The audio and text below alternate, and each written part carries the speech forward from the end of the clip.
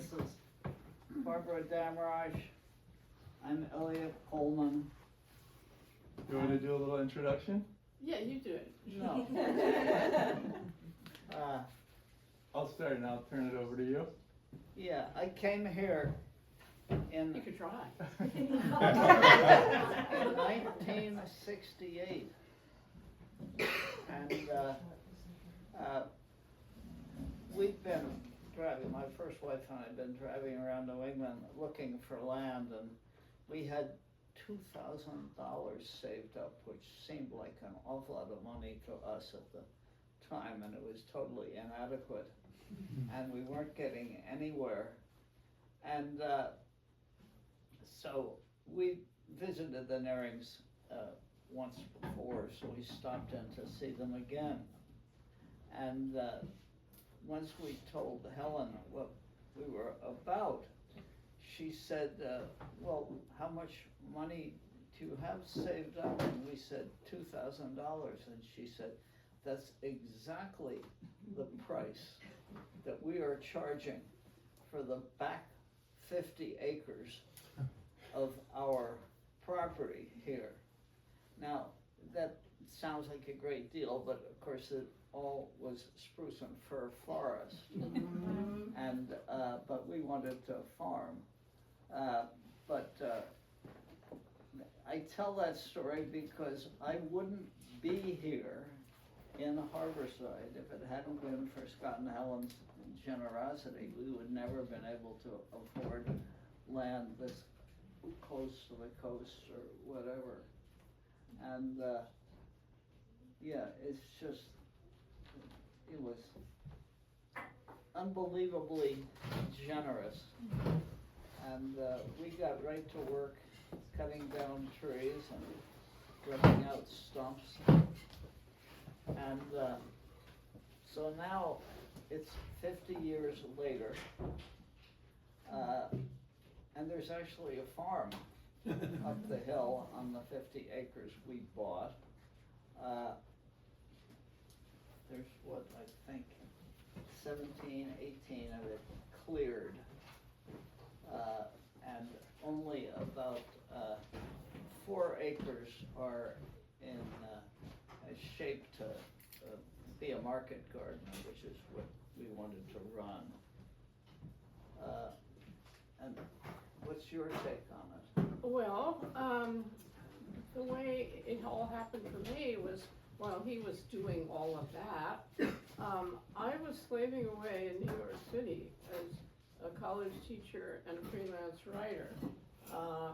But it was, you know, it was the 70s, and there was something we used to call the movement. Now, the movement was a lot of different movements. There was pacifism, there was feminism, there was any kind of liberation from an old, corrupt and plotting way of living or doing something. And a lot of it was political, things I was reading and doing, a lot of protesting in the streets. It was during the Gulf War, well, originally the Vietnam War, war after war. But at one point, one of the books that fell onto my shelf and changed my life and boosted my connection with the movement was Living the Good Life.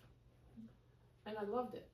It was, I loved its message about living more simply, not relying on a capitalist, corporative kind of life, really. It covers a lot of different things, government and lifestyle and everything, education.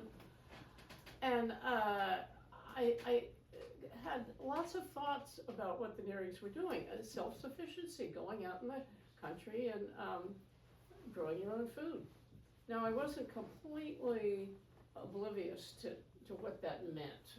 My grandparents in Louisiana lived at a time when that's what people did. They had grown their own food. They were still growing this massive vegetable garden and all of that. my grandfather had raised his own hogs, that kind of thing. And my parents were, I sort of felt I had one foot in the old times and one foot in the present times, you know, even to this day. A lot of this, what my mother kind of came with as part of her marriage to my father, and they, even though he was a busy New York doctor, he was a pediatrician, and we lived right in Manhattan, they got a little country cottage where they grew everything. They grew food, they grew flowers, you know, and I loved that.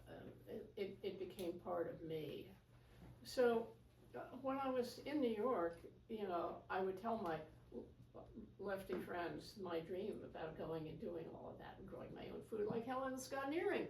And they'd say, oh, no, they won't let you do that. They won't let you have the seed. You know, they were so urban, they simply could not focus on it. They couldn't understand what, you know, made me want to do this. So, but I did, and so that's what was happening long before I became, you know, Mrs. Eliot Coleman. So at one point, my parents gave up even Connecticut and moved and retired to Maine, not far from, as it turned out, Helen Nearing. My father had died, but I was up there, this was 1991, visiting my mother, and I found out that she knew Helen. And I said, oh my God, Helen? And I had another friend who knew her too. And I thought, I've got to meet her. So the friend takes me over to Helen's house. And it looks like she's not there, but we hear some people talking. And so we find this greenhouse way back there, and there was Helen Nearing and this adorable little guy. And that was the beginning of history for us. And so when Barbara introduced herself, she said she and the friend she'd been with got to know each other when they were vigiling the Gulf War. And not knowing what vigiling meant, I said, oh, for Christ's sake, she's awful cute and she's some sort of right-wing pig. And when he said, what do you mean? What's vigiling the Gulf War? I go, oh, he doesn't know. He's probably one of these right-wing people. Anyway, so my early life, when I first here, I was married to somebody else, Sue Lawrence Coleman. And she was with me for the first 10 years, and we worked like dogs, cutting down trees, grubbing stumps out of the ground. And then that marriage broke up, and I went to Vermont and ran a farm for a school for 10 years. And I came back here in 1990. And the farm had sat there and looked after itself. I think we had a few people staying there, but it was waiting for me. And while I'd been in Vermont, I had looked into expanding what I'd been doing here before. So we were growing in the winter. We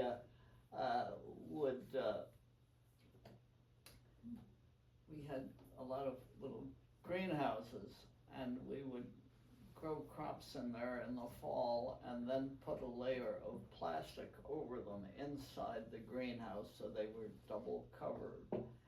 And all sorts of crops you wouldn't expect would make it through the whole winter just with that amount of protection.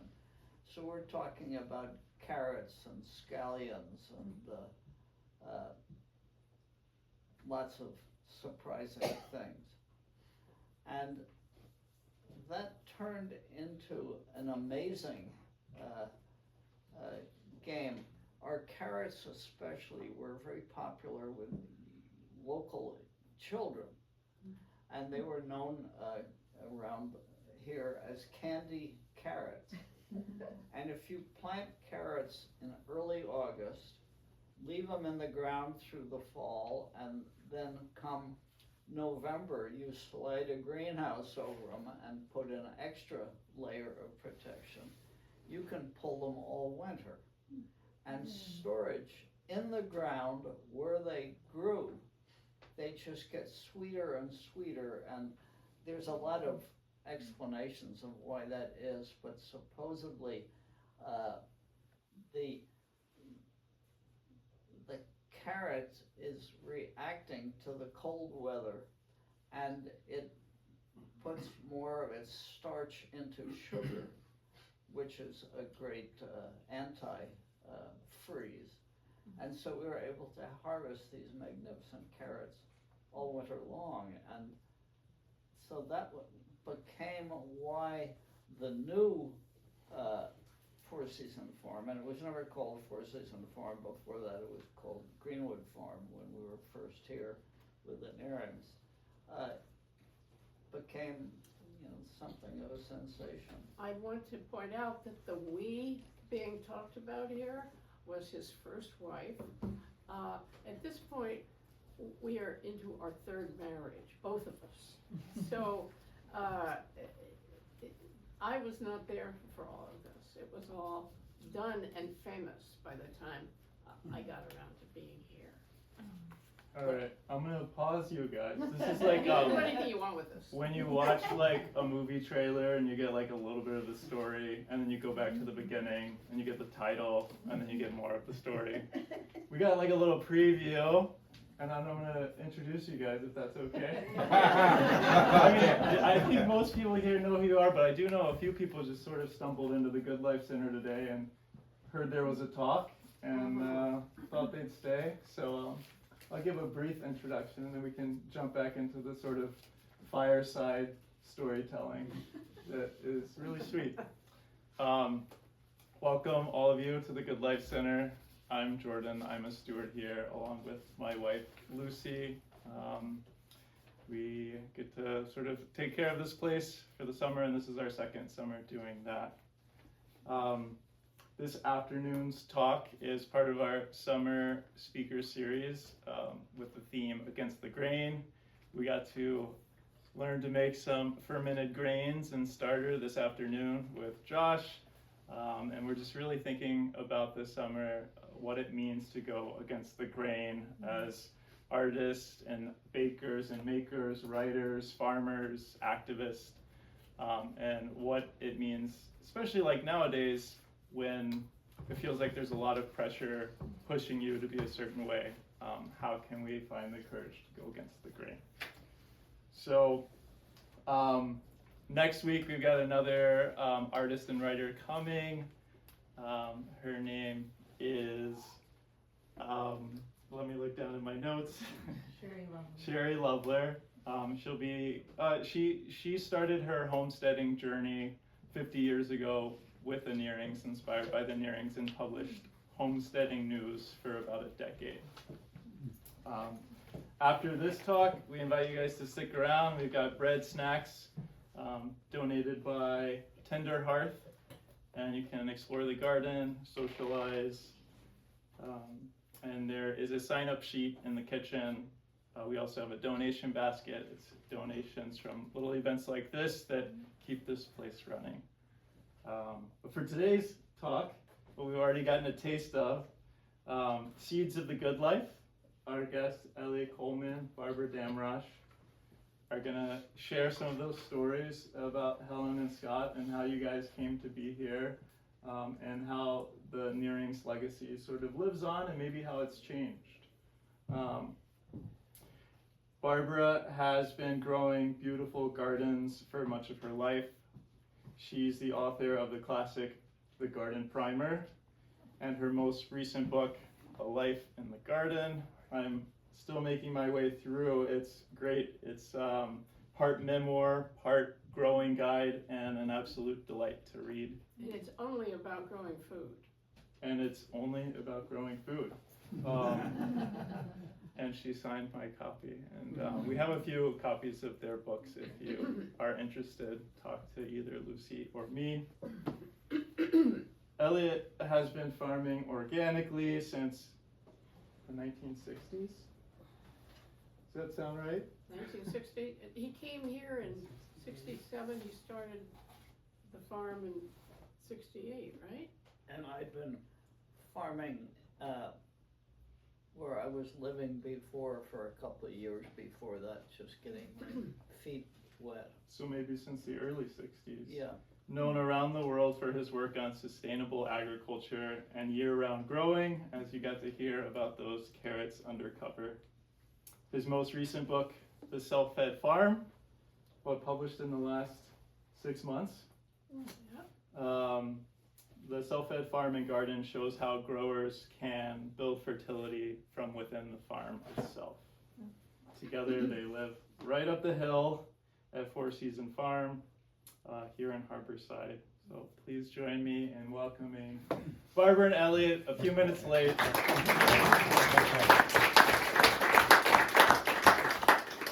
Sorry to interrupt. But I think you guys already started us off into this conversation. I've got a few questions prepared just to get the conversation going, and then we'll have some time at the end for any questions that you all have. Anything I'm missing? No, I just wanted to say a few more words in praise of Scott and Helen's generosity, Yeah. without which I wouldn't have a farm, or I certainly wouldn't be here. But that was just the nicest thing anybody ever could have done for me, because it gave me a chance to have land. And one of the things Scott was involved with was the Henry George movement back in its day. And Henry George had the idea for only a single tax.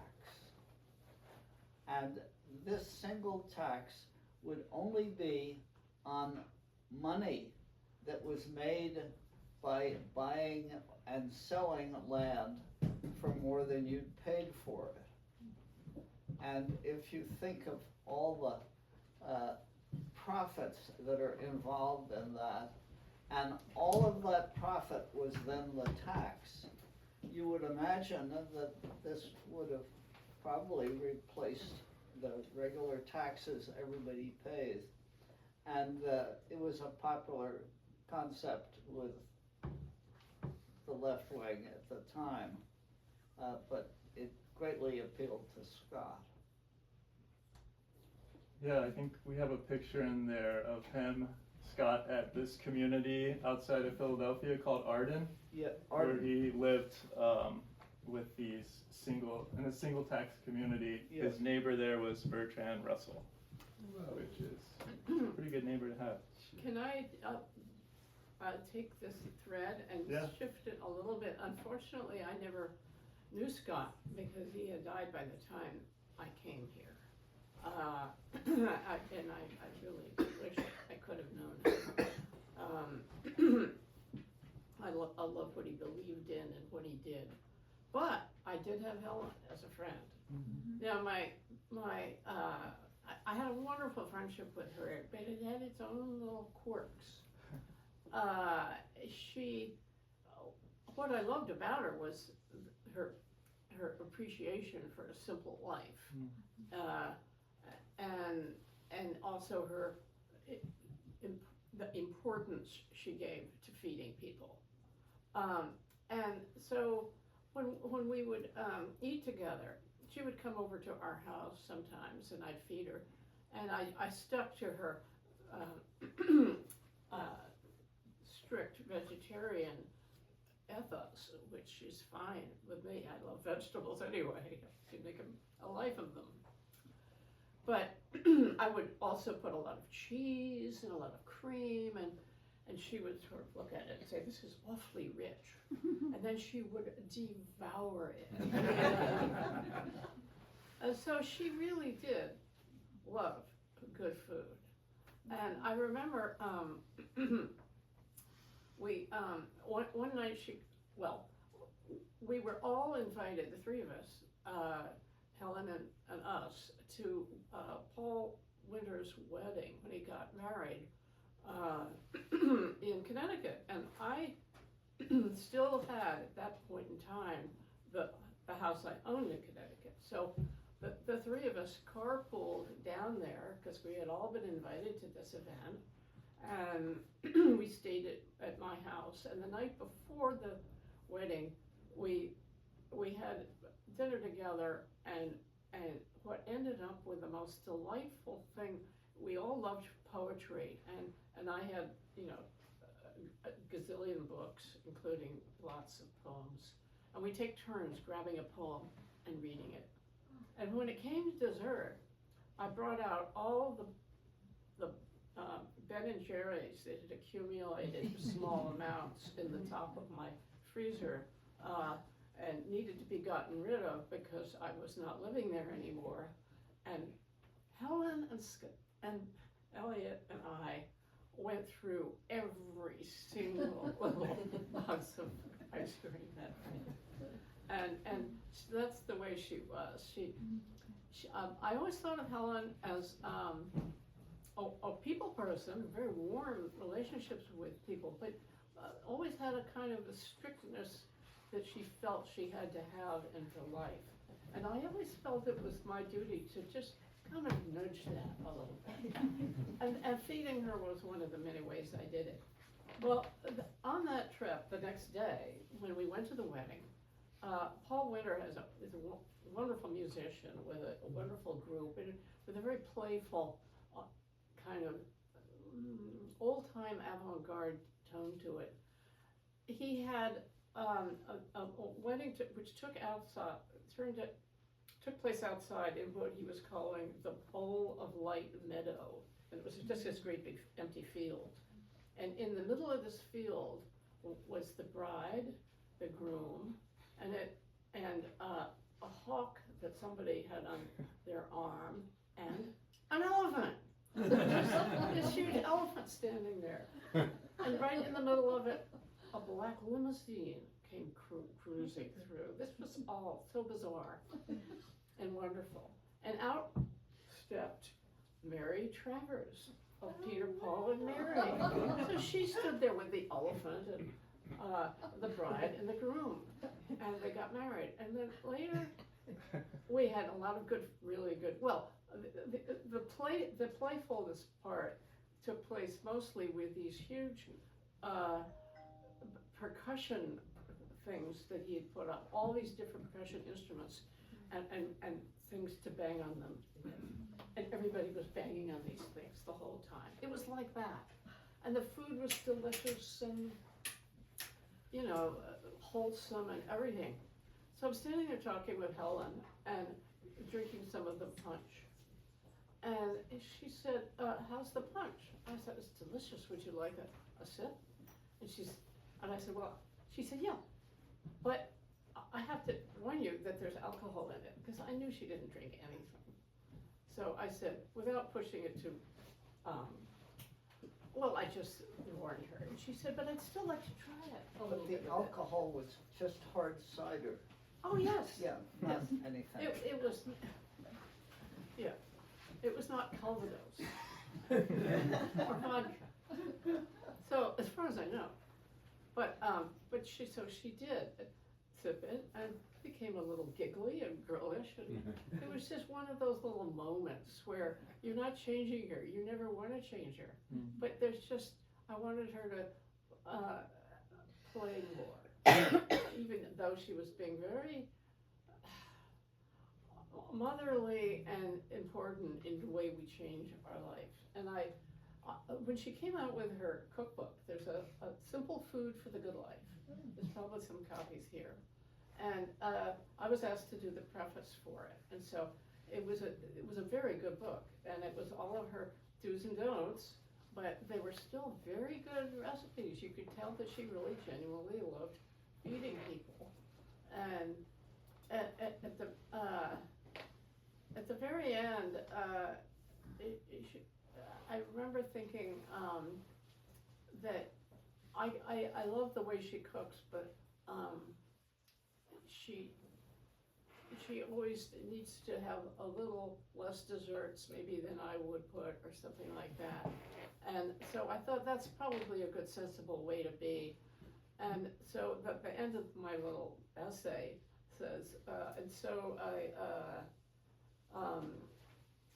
every time I have a big meal to bake for lots of people, I listen to Helen saying, just put out a few apples. So that's my story about me and Helen. Yeah. Well, And you knew Scott, right? my first wife and I used to get invited to dinners here on Sunday. And I can remember sitting at that table, and we would always bring something. And the one dinner I most remember, I had made a custard pie with wild strawberries all over it.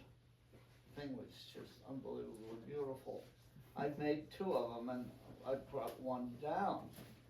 And at the end of dinner, Helen took one look at this, cut it in quarters, and served a quarter of it to everybody. And both she and Scott just inhaled. And so did my first wife and I. And it was so good that we got up to leave, and I looked at Susie and she looked at me. And the minute we got back to the house, we went down in the cellar, got the other pie, and we both ate half of it.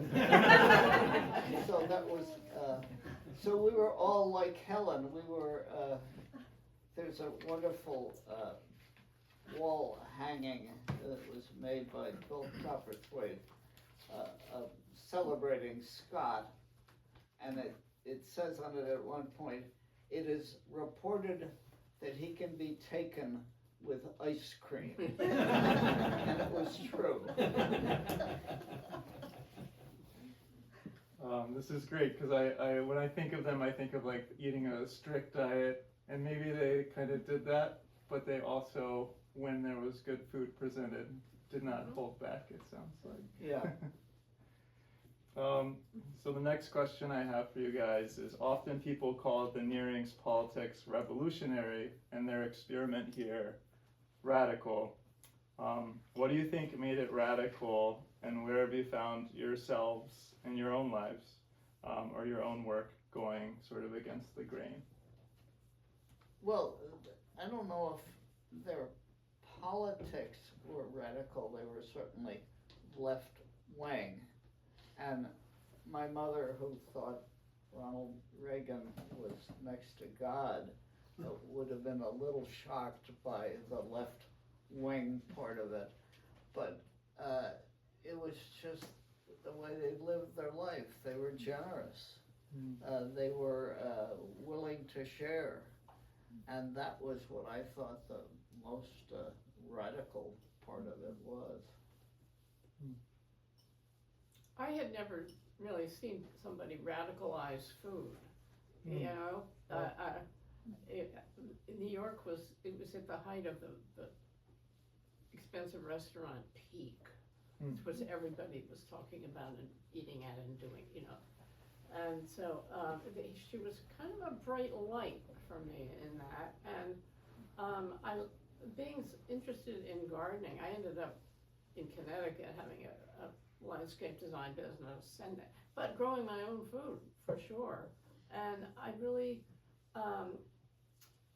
I felt it was a wonderful way to be part of nature, and just I think that there was so much in my life, so much need for fancy landscaping that I got really tired of that. And so I started to think about how beautiful vegetable gardens are, how beautiful the food itself is, and all of that. So it became a political and aesthetic and culinary thing all rolled into one. And so that's,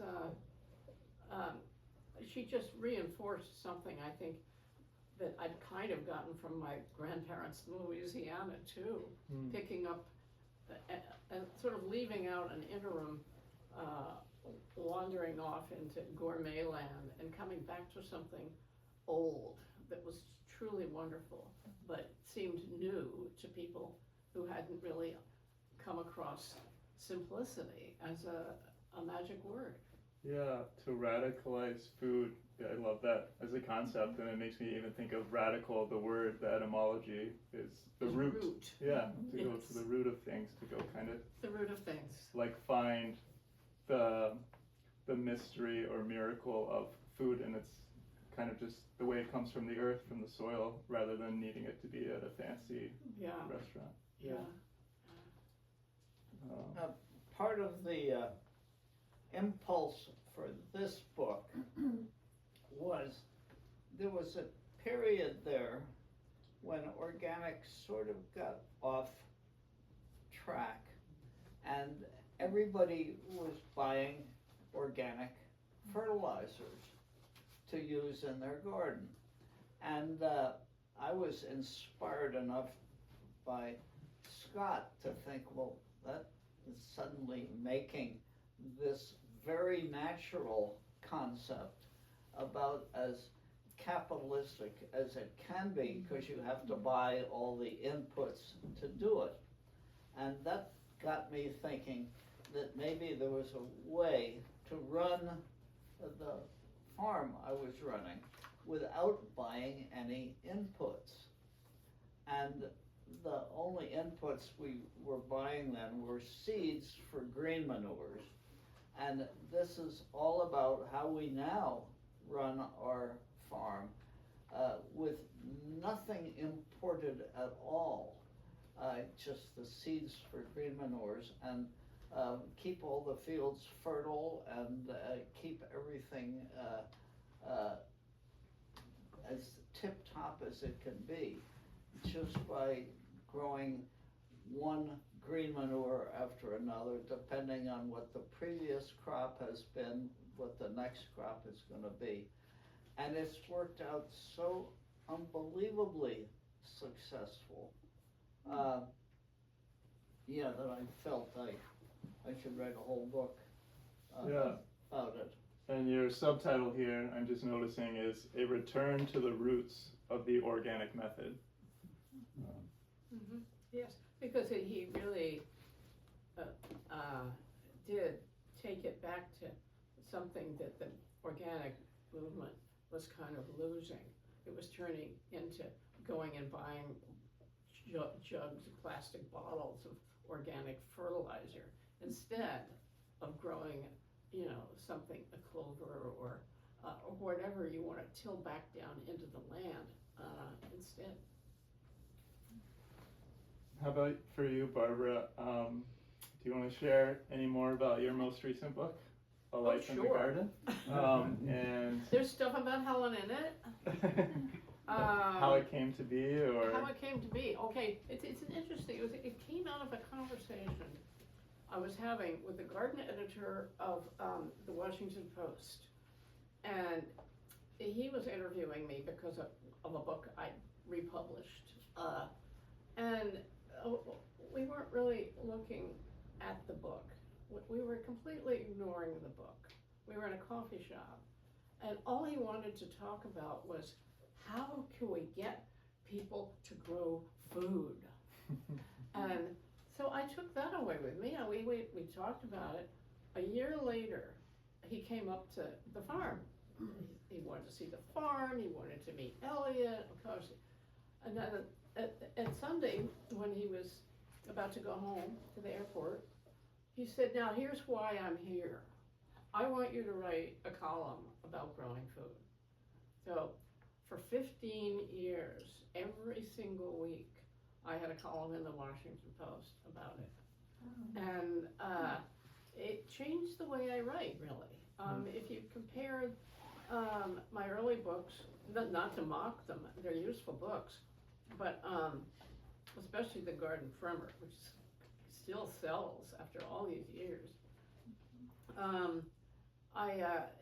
I had a much more personal way of writing with this column. You would write differently with a column as you would for a book, especially something that's teaching you something. But So, if you can imagine being back in college and having a term paper due every Monday that you had to hand in, and she did that for 15 years. it was And difficult. only once or twice did I get this panic, help, Eliot. I would say, help Eliot, quick, think of something interesting, hopeful, and sexy about cauliflower. Because I haven't written about cauliflower, let's do that. In 1,500 words or less. Yeah, so anyway, I eventually decided to turn that into a book. So, it didn't, that book isn't just only based on those columns, but they feed into it. And it's written in the kind of very personal, like I'm just sitting next to you and chatting kind of way I was writing by then. It became a habit. And so, and I had fun with the book, and I had a lot of things about my food friends, not just Helen, but,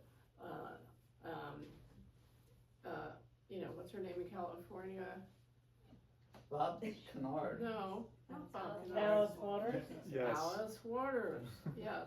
People like that we got to know, they're in there, and just, it starts out, one of the things that is in that book that I hadn't written about before, really, just touched on it in the columns, was the way food, writing about food and growing it all, has changed back and forth over the history of the United States. Anytime that there is a war, anytime there is not a famine, we don't exactly have famines, but we have tough times, on and off. And whenever that happens, everybody plants vegetables, which is so obvious. Of course they do. And then, you know, peace is returned. People are calm and they go back to the supermarket and, you know, all of that. But they take that with them, the ability to do it. And so it now gets sometimes more taught in schools. Thank you, Alice Waters, again. And which I find incredibly important. And the best way to change everybody's mind is to start with that. So, so there was something about that history of, you know, feast and famine and how that affects gardeners. And then the rest of it is pretty much divided up into groups of plants, you know, like the onions, the peas and beans, but all about edible food you can grow. And so that's what it is. I really enjoyed writing it, actually. Writing is not usually something that is fun, but I tried to make it fun.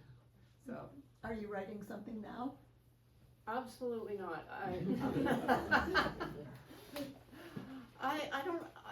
I have to wait till I have something very specific to say, and then I probably will. But I don't want to write just to continue being a writer, you know, that kind of thing. I've been there. I did that a lot with things like not just the Post, but a lot of it with the Village Voice and places like that are great. But I'd have to keep coming up with, and you know, so there it is. Because of living a good life, everybody knows Scott and also Helen as gardeners.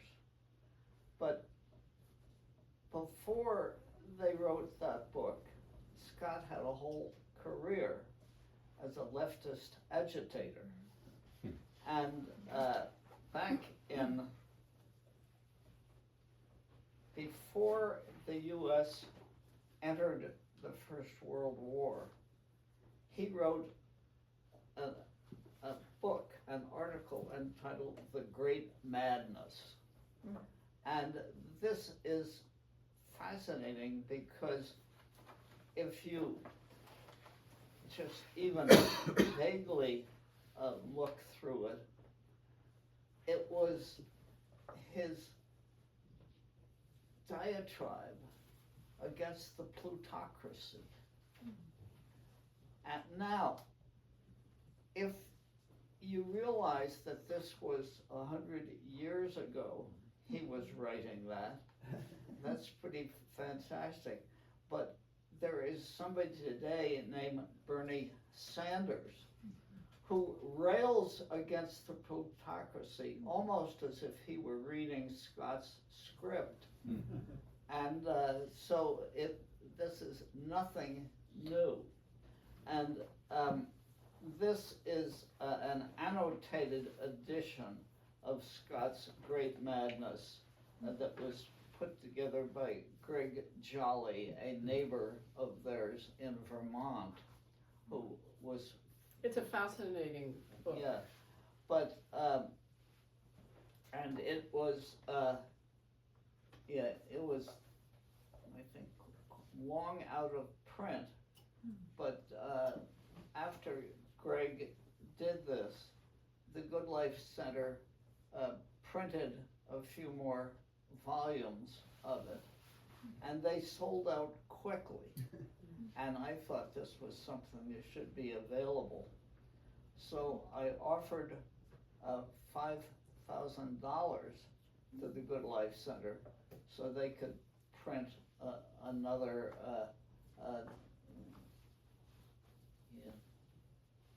500 or more copies of it. And usually if there's an organization and you give money to them, they celebrate you by electing you to their board of directors or something like that. But when I told the Good Life Center board of directors that I wanted to give them this money, and it would be nice if they elected me to the board of directors as a favor, I was told that that was absolutely not going to happen, and that the chairman of the board threatened to quit the board if they did anything as radical as elect me to the board. Now, I thought it was really important to see this thing reprinted, so I took the money to a printer in Ellsworth who'd done the first copies of this and had them printed and gave them to Greg Jolly, and he now supplies the Good Life Center with this. And I've never known what made me so unacceptable to the board of directors, since not one person on the board that I'm aware of ever knew Scott. They all knew Helen, but you would have thought they were very interested in seeing this incredible work available again.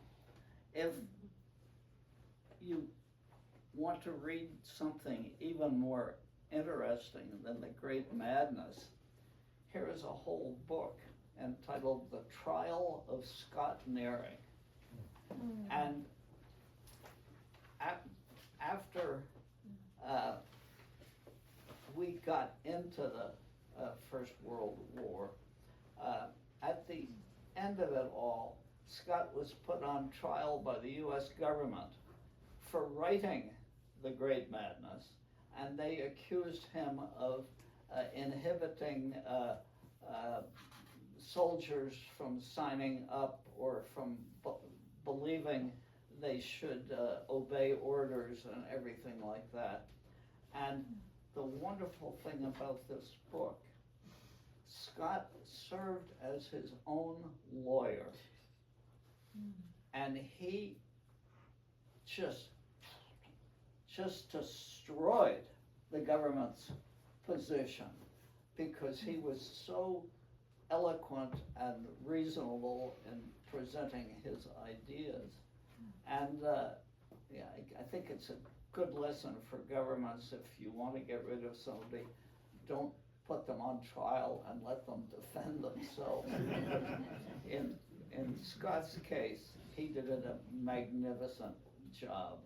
I think the most interesting thing for me about The Great Madness was it perfectly combines the ideas of government, of war being profitable for a country. You don't think of it that way. You think, oh, hard times. Well, maybe for you, but not for the people who are getting the money. And it's the corporate power that guided World War I and World War II, and that's still the case. Yeah, I see a lot of nods. And Vietnam. Yeah. And this book is probably hard to find. I forget which library I got it from, but this is definitely worth reading because it's just a wonderful explanation in his words of how he got to being the person he was, and the fact that he got fired from the University of Pennsylvania for his opposition to child labor. Makes you wonder, because recently, not recently, but shortly after his death, the University of Pennsylvania apologized and gave him a Honorary doctorate. for having done that. And in the course of his life after writing The Great Madness, he then went to teach at another university, and he also got fired by them because of his left-wing views. And it's always been a belief of mine that the U.S. was a wonderful country because you were allowed to express your views, even if they didn't agree with whatever the government view at the time was. And so it was, Scott went through a few hard years there after departing from the University of Toledo, I think it was. And fortunately, he was able to turn his passion for alternate politics into a passion for alternate agriculture. And so that was where living the good life came from. And he had a house, a summer home, in a Henry George community where he started gardening years ago.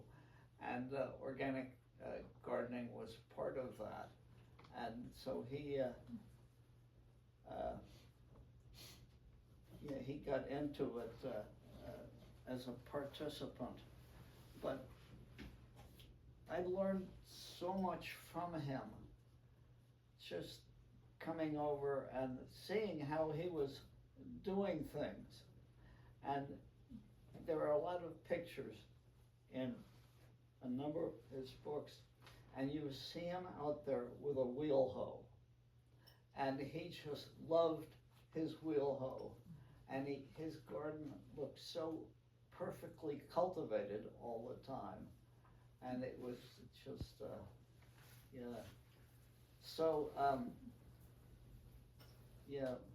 my gardens have never been quite that good, but I Well, they're pretty aspire. damn good, Elliot. Yeah, it's hard living in those footsteps. Like any weed I see out there, I have like a Scott sound in my Yeah. brain. It's like, you need to get that, and then it's a lot to manage. I know even a photo we had on Facebook, someone was like, "That's not what the Nearings garden looked like." Big shoes to fill. And I will say with the Great Madness, yeah, that Greg Jolly is working to get this version specifically, the annotated version, kind of back in print That'd be great. as we speak. And I think you know, he's working with the publisher thanks to the. You should have some copies of this here already. So hopefully a lot more copies of this will be available in the future. And Barbara, same sort of question as Eliot was mentioning. What do you hope the Nearing legacy becomes in the world today and going forward? Well, everything that motivated me to follow in their footsteps, it's still there in print. You know, it's through their writings. There, you can come here and learn a lot, and actually see stone buildings that this woman built. You know, but I think as writers, that'll never die. You know, it'll be available to anybody, and the youngest generation doesn't necessarily know about the Nearings. We have to often explain that to them, but it's just too good to lose. And the fact that thing, that the Great Madness is being republished, I mean, that's the kind of thing that ought to be happening, you know. So, and whenever there's a war, people will want to grow their own food. So maybe one more question before we turn it over to the audience. Yeah. After living here for 2 summers and meeting hundreds of visitors who stop by, who have either, you know, read all the books and built their home as the Nearings did, or just saw a sign on the side of the road, I get the sense that the Nearings still have something to teach a world hungry for alternatives. What's one thing you'd want us here in the room to walk away actually doing? They were people who didn't just sort of think about what an alternative life would mean. So what's one thing But could people actually did it. walk away doing? Yeah. Yeah. Well, if you think of sins of extreme capitalism that Scott was always about, a lot of it is money that is made in real estate transactions. And there's no way people can even live on the planet if they can't get a piece of land on which they can build a house. And so that has always seemed to me to be the greatest gift they could give to anybody. As I said, that was the gift they gave to us, because without land, there's absolutely nothing you can do. And all the young people I see today who are anxious to get into small-scale farming, first thing you want to know is how they can get land. And so our farm, Barbara and I retired from running it. We were exhausted after. We're in our 80s. Yeah. Understandable. Well, we retired on my 85th birthday by leasing it to an energetic young couple who were foolish enough to want to do what we had been doing all those years. And organic market gardening is probably the most relentless project you could ever engage in.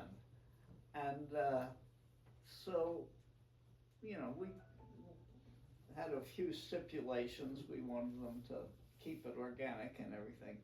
But they were doing such a delightful job. All of our old customers are exactly as happy as they were when we were running it, because these guys are producing the same high quality food that we produce. And so of the 50 acres that the Nearings sold Susie and I originally, we have sold off all but the 20 acres that are the center of the farm as it exists.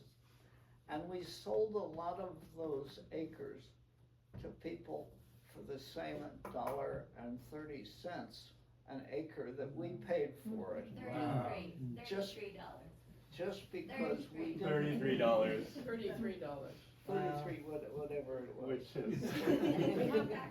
Math, people know math here. Yeah, she does better math than I do, but, and it was just, yeah, if Scott wanted to piss off the capitalist world, selling land for less than you could get for it was the best way to do it. Mm-hmm. And after Helen died, I happened to be one of the speakers at the Common Ground Fair. And I, you know, said a short paean of praise to Helen and Scott. And then I looked at the audience and I said, if any of you out there have extra land and want to make some young people happy and productive, if you could do the same thing that the Nearings did for us. And very often when I'm speaking, I look out at the audience and I study their eyes. And you can look a lot because you could see 90%, and this is at the Common Ground Fair, 90% of the eyes in that audience hardening up at the idea that they would ever do anything as ridiculous as part with land for less than the maximum they could get from it. So that is probably the one example the Nearings set that I think And is it's a so great one. simple, but so radical, and so you don't hear people doing that sort of thing. Yeah. Yeah.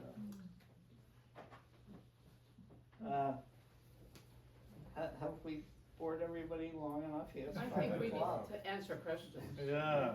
Open it up for questions. If you have a question, please speak loud. You can say your name if you want. I have an ear infection, so if you speak quietly, maybe, I don't know about you guys, but I'll struggle to hear. So, anyone? Were you able to recoup the whole $2,000 from the recent land sales? What? Were you able to recoup your initial investment of $2,000 from the recent land sales? No, Well, not Not immediately. quite. I mean, I would have felt guilty if I hadn't paid that to Helen when we took over or signed the deed on the 50 acres. But, yeah, you don't get rich off of organic market gardening. But So- it's exceptionally generous and rare Yeah. to be able to do that, and hopefully people will take from your example. That's super important. At the end of the day, the land is there after we're gone anyway. This profiting from it seems, other Yeah. than what you need, but the transaction of selling that seems crazy to me. I have to say, I was impressed by the book. I read it over 40 years ago, and it started me on a journey. and it took me many years to get to that place, but I saw Helen Nearing 36 years ago at a homestead festival in Maine. I remember that. Really? Yeah, we had horses and plows and everything, and it was like That's great. amazing. Yeah. So they had impressed me a long time ago. Oh, a lot of people have imitated them in Maine. Yeah. Yeah. I was just not in the place I could imitate them yet. See a question over here? Yeah. I have a question about stinging nettles, which you mentioned somewhat tangentially as a green manure, but it's not in the appendix. Is it because you consider it much less? Yeah, I have a patch of nettles alongside our driveway, and we used to buy 100 bales of poor hay every year and leave it out on the ground all winter long, cut edge up so it would, the water could get in there. And where we used to stack that, we would then take it off and use it to mulch crops during the summer. It put so many nutrients into the soil that whole plot of land where I used to set it over winter all came up on its own into nettles. And nettles come in very fertile soil. So rather than haul that off to a compost heap, I've gotten in the habit of mowing it and spreading it on an area that I was gonna put into spinach or something that I thought would appreciate all that extra nutrient. And we also eat some I do too. because it's awfully good. Yeah, but why isn't it in the appendix? Excuse me? Why is it not in the appendix? Oh, Of the self-fed farm? Yeah. I don't know. Second print. Next time I around. can tell you who to blame. Want to know who to blame? You go to the front of the book, and it tells you who the editor was and who the proofreader was, and so we will dig out the Well, proofreaders. Is there an appendix? At What? the back. Yes. Yeah, and it's not in there. Okay. Heads will roll. So, can I ask a question about the green manure? We Yeah. have raised beds and we keep them in production almost totally all the time, you know, and we have to take some out to feed them, but do you, would you recommend just stopping a bed and putting a green manure crop in for that season and letting it grow and turning it in and then, Yeah, when you don't have a lot here, of land? I relate the story of research that was done in New Jersey back in the 50s. Mm-hmm. And they were finding that if the land were in vegetables year after year, it ran down. Mm-hmm. If you put it into a perennial pasture mix Mm-hmm. for 1 year, it recovered unbelievably well. Take a vacation one summer. So if you just took one of your beds, you wouldn't even have to till, Uh-huh. put it in pasture mix, Oh. and then the following spring, as early as possible, cover it with a plastic tarp Okay. and kill off your pasture mix, and it would be ready to plant without even tilling if you want Right. to object to tilling. I've always been very fond of. So that would be like 6 months or 12 months you leave it in there? They, in the research in New Jersey, they said doing this for a year Okay. was worth it, because the land was suddenly, back to almost virgin soil Great, again. thank you.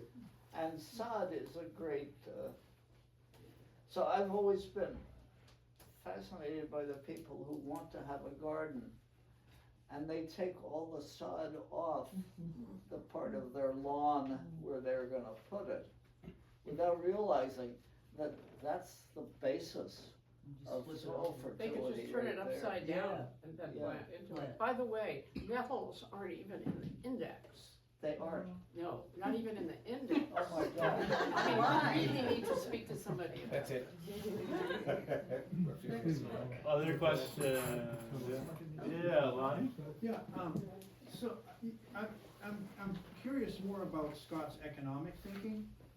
And he seemed to work on several levels at the same time. He believed in a use economy rather than an economy for production and sale, for profit. And he also worked, so he put that into use in his homestead, but he also felt that, we had the productivity and industrial economies that we could take care of everyone, but that we weren't doing that. There were reasons why we weren't doing that. So could you talk more about, do you ever talk with Scott about, his broader economic thinking beyond the homestead? No, I don't think I did, but I was privileged to work in the woods with Scott.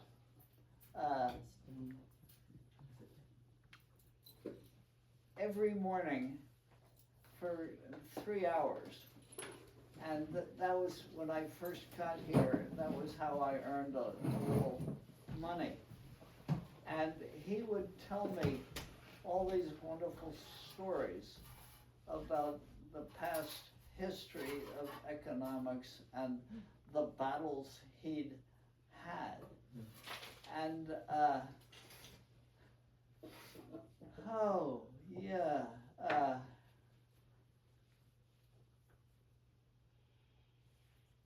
I think he was just so incensed when capitalism became a vulture capitalism rather than venture, that he had a really hard time dealing with anything. The one thing he was in favor of was what they had done in Vermont with maple sugar, or what they had done here with their blueberries. Creating a product on your own and selling it at a fair price in the market. And that was probably as much economics as I ever learned from him. Maybe we have time for one more question. Hi, Mary from Steuben. And one thing that I want to ask you about is we have children and 2 daughters in our 30s and some grandchildren. So where do you think we're headed, and what can we leave them with? Oh, well, you live somewhere in the area? Steuben, yeah, that peninsula that goes down to the. Oh, yeah.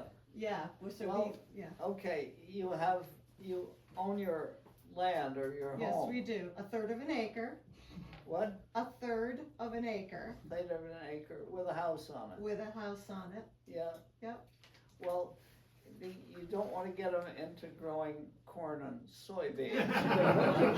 That's going to take a lot more land than you have. Gardening with your grandchildren is wonderful. Yes. And even if, once they get to be adolescents, they have other things going on. But when they have children, Yes. they'll play in the garden with their kids. Yes. And it's something, it happened in my family. It gets handed down. Yeah. Yes. Thank you. Well, I think that I always keep saying, well, we're going to leave you with this house.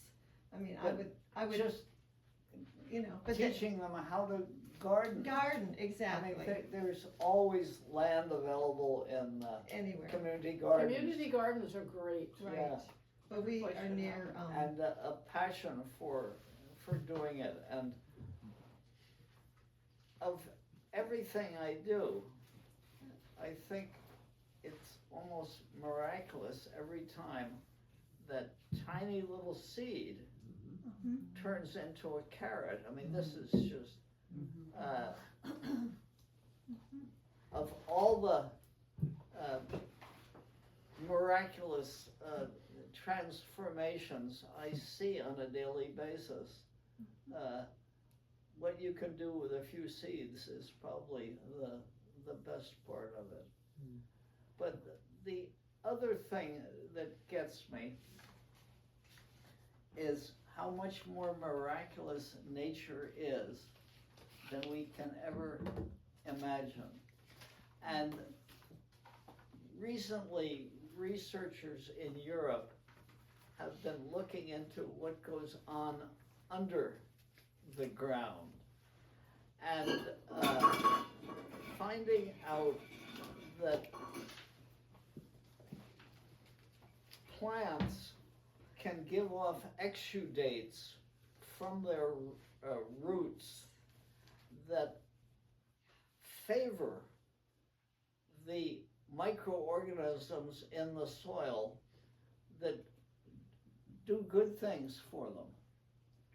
And the idea that a plant is that smart and that clued in, They communicate with each other. yeah. They really do. I have often mentioned that, basically, I'm a atheist, but some of that stuff is enough to make me believe in God, because Mother it's, Nature, yeah. Mother Nature.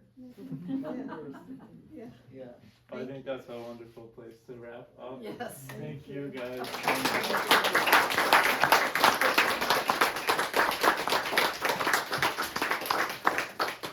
Enjoy the rest of your afternoon, evening, and thanks for coming out. And if any of you haven't seen our farm, drive through it on the way out. Go that way. It's up the hill. There's nothing going on there except the usual work that goes on. You gave us in a jar this mother. Yes. If somebody wants to do it from scratch, is it the way to do?